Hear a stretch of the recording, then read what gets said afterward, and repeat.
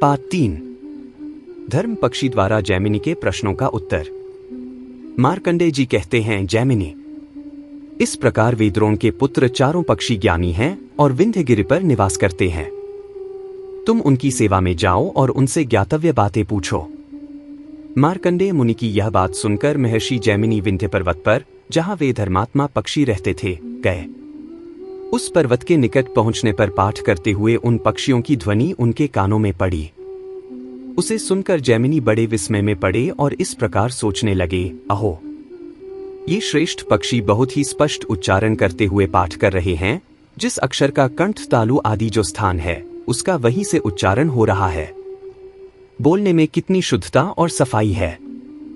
ये अविराम पाठ करते जा रहे हैं, रुककर सांस तक नहीं लेते। श्वास की गति पर इन्होंने विजय प्राप्त कर ली है। किसी भी शब्द के उच्चारण में कोई दोष नहीं दिखाई देता। ये यद्यपि निंदित योनि को प्राप्त हुए हैं, तथापि सरस्वती देवी इनको नहीं त्याग रही हैं। यह मुझे बड़े आश्चर्य की बात जान पड़ती है। बंधु बांधवजन, मित्रगण तथा घर में और जो प्रिय वस्तुएं हैं, वे सभी साथ छोड़कर चली जाती हैं, परंतु सरस्वती कभी त्याग नहीं करती। इस प्रकार सोचते विचारते हुए महर्षि जैमिनी ने विंध्य पर्वत की कंदरा में प्रवेश किया। वहां जाकर उन्होंने देखा, वे पक्षी शिलाखंड पर बैठे हुए पाठ कर रहे हैं। उन पर दृष्टि पड़ते ही महर्षि जैमिनी हर्ष में भरकर बोले, श्रेष्ठ पक्षियों, आपका कल्याण हो। मुझे व्यास जी का शिष्य जैमिनी समझिए। मैं आप लोगों का दर्शन करने के लिए उत्कंठित होकर यहाँ आया हूँ। आपके पिता ने अत्यंत क्रोधर में आकर जो आप लोगों को शाप दे दिया और आपको पक्षियों की योनि में आना पड़ा, उसके लिए खेद नहीं करना चाहिए, क्योंकि वह सर्वथा देव का ही विधान था। तपस्या का क्षय हो जाने पर मनुष्य दाता होकर भी याचक बन जाते हैं। स्वयं मारकर भी दूसरों के हाथ से मारे जाते हैं तथा पहले दूसरों को गिराकर भी स्वयं दूसरों के द्वारा गिराए जाते हैं। इस प्रकार आने वाली विपरीत दशाएं मैंने अनेक बार देखी हैं। भाव के बाद अभाव तथा अभाव के बाद भाव, इस प्रकार भावाभाव की परंपरा से संसार के लोग निरंतर व्याकुल रहते हैं। आप लोगों को भी अपने मन में ऐसा ही विचार करके कभी शोक नहीं करना चाहिए। शोक और हर्ष के वशीभूत न होना ही ज्ञान का फल है। तदंतर उन धर्मात्मा पक्षियों ने पाद्य और अर्घ्य के द्वारा महर्षि जैमिनी का पूजन किया और उन्हें प्रणाम करके उनकी कुशल पूछी। फिर अपने पंखों से हवा करके उनकी थकावट दूर की। जब वे सुखपूर्वक बैठकर विश्राम ले चुके, तब पक्षियों ने कहा, ब्राह्मण, आज हमारा जन्म सफल हो गया। यह जीवन भी उत्तम जीवन बन गया, क्योंकि आज हमें आपके दोनों चरण कमलों का दर्शन मिला, जो देवताओं के लिए भी वंदनीय है। हमारे शरीर में पिताजी के क्रोध से प्रकट हुई जो अग्नि जल रही है, वह आज आपके दर्शन रूपी जल से सिंचकर शांत हो गई। ब्राह्मण, आप कुशल से तो हैं ना? आपके आश्रम में रहने वाले मृग, पक्षी, वृक्ष, लता, गुल्म, बांस और भांति भांति के तृण, इन सब की कुशल है ना? इन पर कोई संकट तो नहीं है? अब हम पर कृपा कीजिए और यहाँ अपने आगमन का कारण बतलाइए। हमारा कोई बहुत बड़ा भाग्य था जो आप इन नेत्रों के अतिथि हुए। जैमिनी बोले, श्रेष्ठ पक्षीगण, मुझे महाभारत शास्त्र में कई संदेह है। उन सबको पूछने के लिए पहले मैं भृगुकुल श्रेष्ठ महात्मा मार्कंडेय मुनि के पास गया था। मेरे पूछने पर उन्होंने कहा, विंध्य पर्वत पर द्रोण के पुत्र महात्मा पक्षी रहते हैं।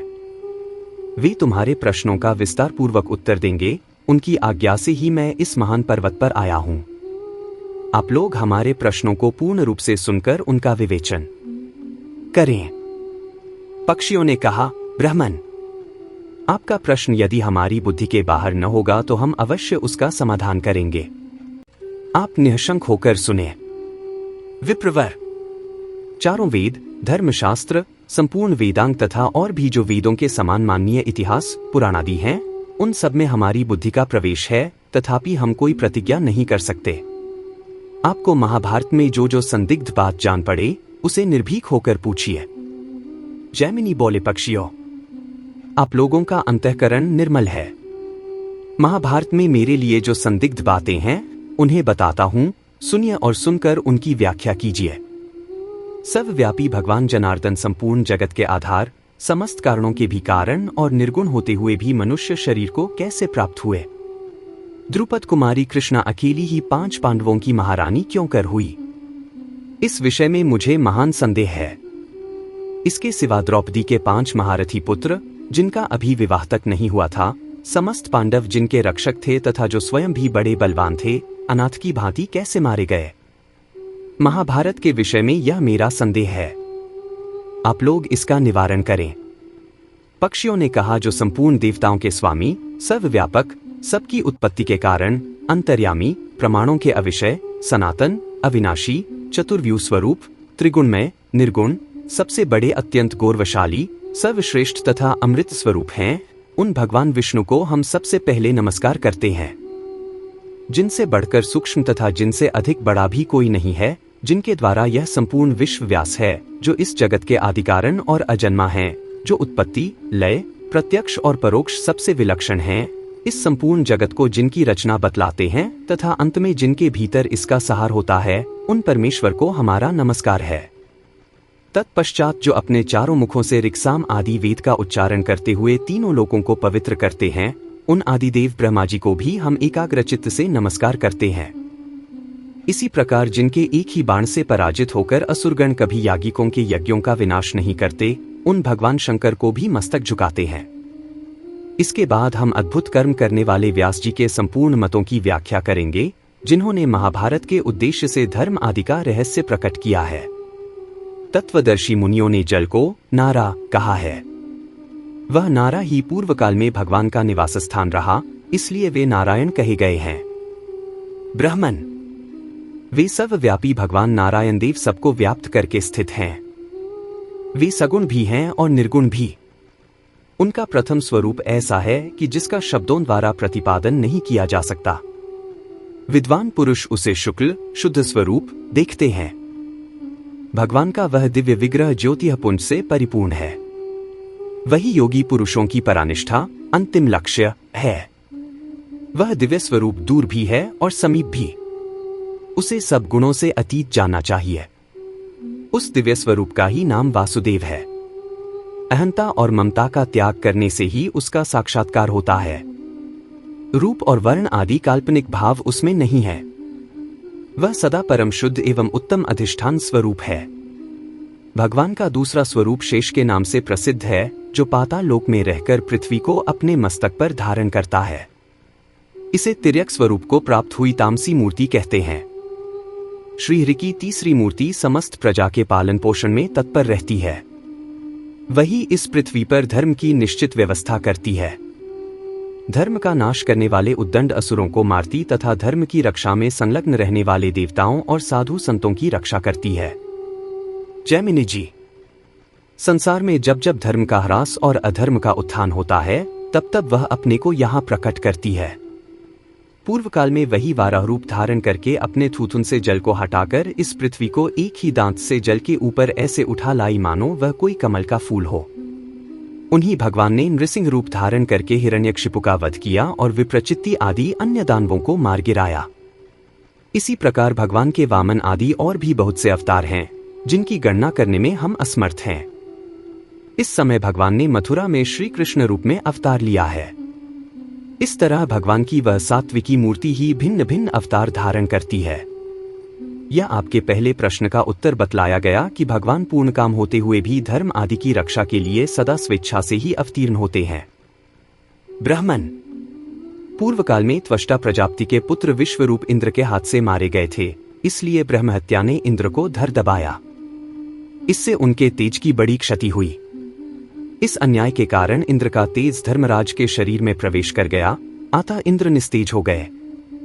तदंतर अपने पुत्र के मारे जाने का समाचार सुनकर त्वष्टा प्रजापति को बड़ा क्रोध हुआ। उन्होंने अपने मस्तक से एक जटा उखाड़कर सबको सुनाते हुए यह बात कही, आज देवताओं सहित तीनों लोक मेरे पराक्रम को देखें। वह खोटी बुद्धि वाला ब्रह्मघाती इंद्र भी मेरी शक्ति का साक्षात्कार कर ले, क्योंकि उस दुष्ट ने अपने ब्राह्मणोचित कर्म में लगे हुए मेरे पुत्र का वध किया है। यूं कहकर क्रोध से लाल आंखें किए प्रजापति ने वह जटा अग्नि में होम दी। फिर तो उस होम कुंड से वृत्र नामक महान असुर प्रकट हुआ, जिसके शरीर से सब ओर आग की लपटें निकल रही थीं। विशाल देह, बड़ी बड़ी दाढ़ें और कटे छंटे कोयले के ढेर की भांति शरीर का रंग था। उस महान असुर वृत्रासुर को अपने वध के लिए उत्पन्न देख इंद्र भय से व्याकुल हो उठे। उन्होंने संधि की इच्छा से सप्तर्षियों को उसके पास भेजा। संपूर्ण भूतों के हितसाधन में संलग्न रहने वाले वे महर्षि बड़ी प्रसन्नता के साथ गए और उन्होंने कुछ शर्तों के साथ इंद्र और वृत्रासुर में मित्रता करा दी। इंद्र ने संधि की शर्तों का उल्लंघन करके जब वृत्रासुर को मार डाला, तब पुनः उन पर ब्रह्म हत्या का आक्रमण हुआ। उस समय उनका सारा बल नष्ट हो गया। इंद्र के शरीर से निकला हुआ बल वायु देवता में समा गया। तदंतर जब इंद्र ने गौतम का रूप धारण करके उनकी पत्नी अहल्या के सतीत्व का नाश किया, उस समय उनका रूप भी नष्ट हो गया। उनके अंग प्रत्यंग का लावण्य, जो बड़ा ही मनोरम था, व्यभिचार दोष से दूषित देवराज इंद्र को छोड़कर दोनों अश्विनी कुमारों के पास चला गया। इस प्रकार इंद्र अपने धर्म, तेज, बल और रूप से वंचित हो गए। यह जानकर दैत्यों ने उन्हें जीतने का उद्योग आरंभ किया। पूर्व काल में वही वाराह रूप धारण करके अपने थूथुन से जल को हटाकर इस पृथ्वी को एक ही दांत से जल के ऊपर ऐसे उठा लाई मानो वह कोई कमल का फूल हो। उन्हीं भगवान ने नृसिंह रूप धारण करके हिरण्यकशिपु का वध किया और विप्रचित्ति आदि अन्य दानवों को मार गिराया। इसी प्रकार भगवान के वामन आदि और भी बहुत से अवतार हैं, जिनकी गणना करने में हम असमर्थ हैं। इस समय भगवान ने मथुरा श्री कृष्ण रूप में अवतार लिया है। इस तरह भगवान की वह सात्विकी मूर्ति ही भिन्न भिन्न अवतार धारण करती है। यह आपके पहले प्रश्न का उत्तर बतलाया गया कि भगवान पूर्ण काम होते हुए भी धर्म आदि की रक्षा के लिए सदा स्वेच्छा से ही अवतीर्ण होते हैं। ब्राह्मण पूर्व काल में त्वष्टा प्रजापति के पुत्र विश्वरूप इंद्र के हाथ से मारे गए थे, इसलिए ब्रह्म हत्या ने इंद्र को धर दबाया। इससे उनके तेज की बड़ी क्षति हुई।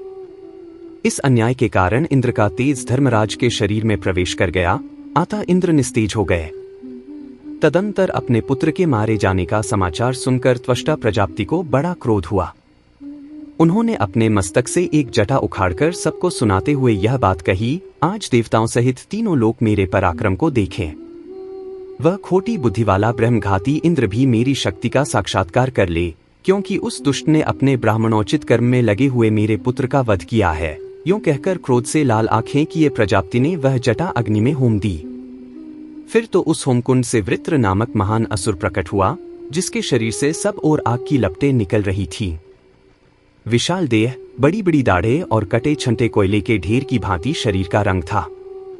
उस महान असुर वृत्रासुर को अपने वध के लिए उत्पन्न देख इंद्र भय से व्याकुल हो उठे। उन्होंने संधि की इच्छा से सप्तर्षियों को उसके पास भेजा।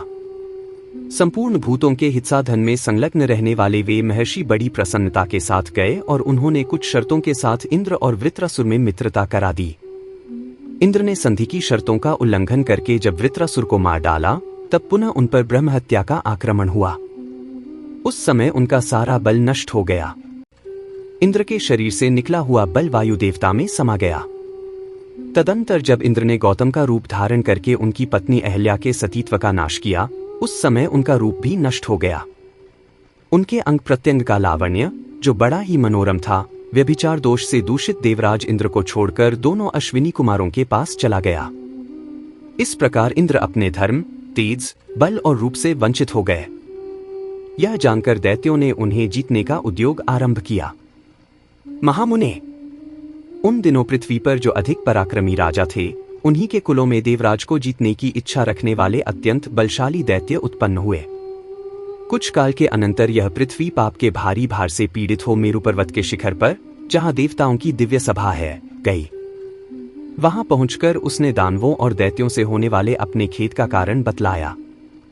वह बोली, देवताओं, आपने पूर्व काल में जिन महापराक्रमी असुरों का वध किया है, वे सब इस समय मनुष्य लोक में जाकर राजाओं के घर में उत्पन्न हुए हैं।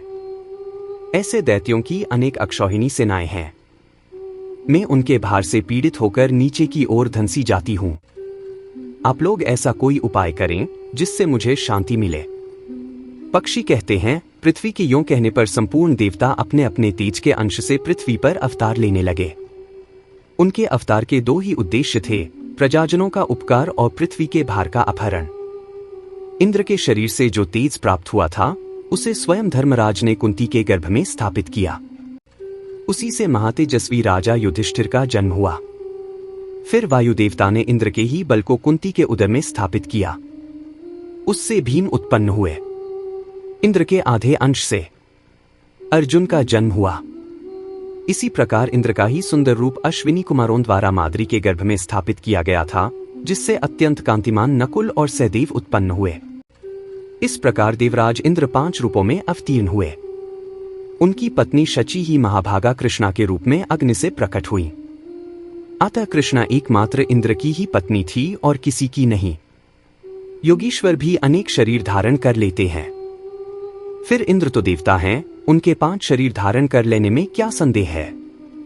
इस प्रकार 5 पांडवों की जो एक पत्नी हुई, उसका रहस्य बताया गया।